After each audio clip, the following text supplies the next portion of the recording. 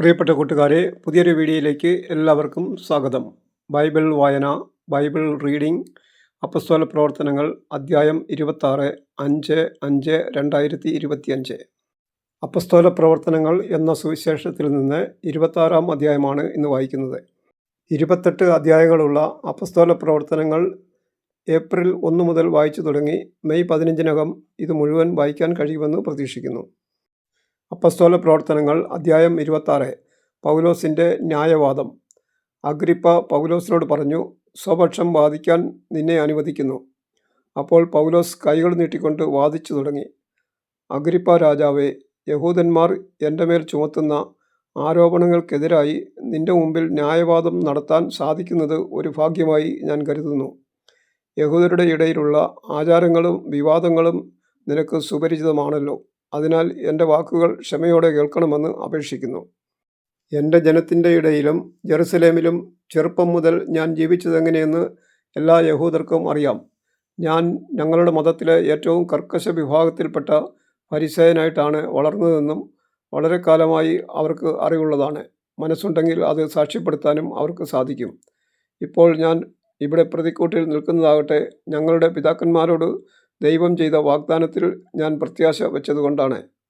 ഞങ്ങളുടെ 12 ഗോത്രങ്ങളും രാത്രിയും പകലും തീഷ്ണതയോടെ ആരാധന അർപ്പിച്ചുകൊണ്ട് ഈ വാഗ്ദാനം പ്രാപിക്കാമെന്ന് പ്രത്യാശിക്കുന്നു. അല്ലയോ രാജാവേ, അതെ, പ്രത്യാശ തന്നെയാണ് എൻ്റെ മേൽ കുറ്റമാരോപിക്കുന്നതിന് യഹൂദർക്ക് കാരണമായിരിക്കുന്നതും. മരിച്ചവരെ ദൈവം ഉയർപ്പിക്കുമെന്നത് അവിശ്വസനീയമായി നിങ്ങൾ കരുതുന്നത് എന്തുകൊണ്ട്? നസ്രായനായ യേശുവിൻ്റെ നാമത്തിന് വിരുദ്ധമായി പലതും ചെയ്യേണ്ടതുണ്ട് എന്ന് ഒരിക്കൽ ഞാൻ ഉറച്ചു വിശ്വസിച്ചിരുന്നു. ജെറുസലേമിൽ ഞാൻ അങ്ങനെ പ്രവർത്തിക്കുകയും ചെയ്തു. പുരോഹിത പ്രമുഖന്മാരിൽ നിന്ന് ലഭിച്ച അധികാരത്തോടെ വിശുദ്ധരിൽ പലരെയും ഞാൻ തടവിലാക്കുകയും അവരുടെ വധത്തെ അനുകൂലിക്കുകയും ചെയ്തിട്ടുണ്ട്. ഞാൻ പലപ്പോഴും എല്ലാ സിനഗോഗുകളിലും ചെന്ന് അവരെ പീഡിപ്പിച്ചുകൊണ്ട് വിശ്വാസത്യാഗത്തിന് നിർബന്ധിച്ചു. അവർക്കെതിരെ ജ്വലിക്കുന്ന കോപത്തോടെ മറ്റു നഗരങ്ങളിൽ പോലും പോയി ഞാൻ അവരെ പീഡിപ്പിച്ചു. മാനസാന്തര കഥ. അങ്ങനെ പുരോഹിത പ്രമുഖന്മാരിൽ നിന്ന് അധികാരവും കൽപ്പനയും വാങ്ങി ഞാൻ ദമാസ്കസിലേക്ക് പുറപ്പെട്ടു. അല്ലയോ രാജാവേ, മധ്യാഹ്നമായപ്പോൾ വഴിമധ്യേ ആകാശത്ത് നിന്ന് സൂര്യപ്രഭയെ വെല്ലുന്ന ഒരു പ്രകാശം എൻ്റെയും സഹയാത്രികരുടെയും ചുറ്റും ജ്വലിക്കുന്നത് ഞാൻ കണ്ടു. ഞങ്ങൾ എല്ലാവരും നിലംപതിച്ചപ്പോൾ ഹെബ്രായ ഭാഷയിൽ എന്നോട് പറയുന്ന ഒരു സ്വരം ഞാൻ കേട്ടു. സൗൾ, സൗൾ, നീ എന്നെ പീഡിപ്പിക്കുന്നത് എന്തുകൊണ്ട്? ഇരുമ്പാണിമേൽ തൊഴിക്കുന്നത് നിനക്ക് അപകടമാണ്. ഞാൻ ചോദിച്ചു, കർത്താവേ, അങ്ങ് ആരാണ്? അവൻ പറഞ്ഞു, നീ പീഡിപ്പിക്കുന്ന യേശുവാണ് ഞാൻ. നീ എഴുന്നേറ്റ് നിൽക്കുക. ഇപ്പോൾ നീ എന്നെപ്പറ്റി കണ്ടതും ഇനി കാണുവാനിരിക്കുന്നതുമായവയ്ക്ക് സാക്ഷിയും ശുശ്രൂഷകനുമായി നിന്നെ നിയമിക്കാനാണ് ഞാൻ നിനക്ക് പ്രത്യക്ഷപ്പെട്ടിരിക്കുന്നത്. നിന്നെ ഞാൻ നിന്റെ ജനത്തിൽ നിന്നും വിജാതീയരിൽ നിന്നും രക്ഷിച്ച് അവരുടെ അടുക്കലേക്ക് അയക്കുന്നു. അത് അവരുടെ കണ്ണുകൾ തുറപ്പിക്കാനും അതുവഴി അവർ അന്ധകാരത്തിൽ നിന്നും പ്രകാശത്തിലേക്കും സാത്താൻ്റെ ശക്തിയിൽ നിന്ന് ദൈവത്തിലേക്കും തിരിയാനും പാപമോചനം സ്വീകരിക്കാനും എന്നിലുള്ള വിശ്വാസം വഴി വിശുദ്ധീകരിക്കപ്പെട്ടവരുടെ ഇടയിൽ അവർക്ക് സ്ഥാനം ലഭിക്കാനും വേണ്ടിയാണ്. അഗ്രിപ്പ രാജാവേ, ഞാൻ ഈ സ്വർഗീയ ദർശനത്തോട് അനുസരണക്കേട് കാണിച്ചില്ല.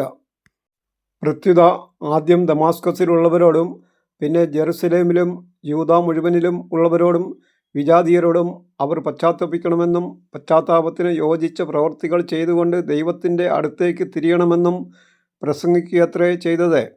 ഇക്കാരണത്താലാണ് യഹൂദന്മാർ ദേവാലയത്തിൽ വെച്ച് എന്നെ പിടികൂടുകയും വധിക്കാൻ ശ്രമിക്കുകയും ചെയ്തത്.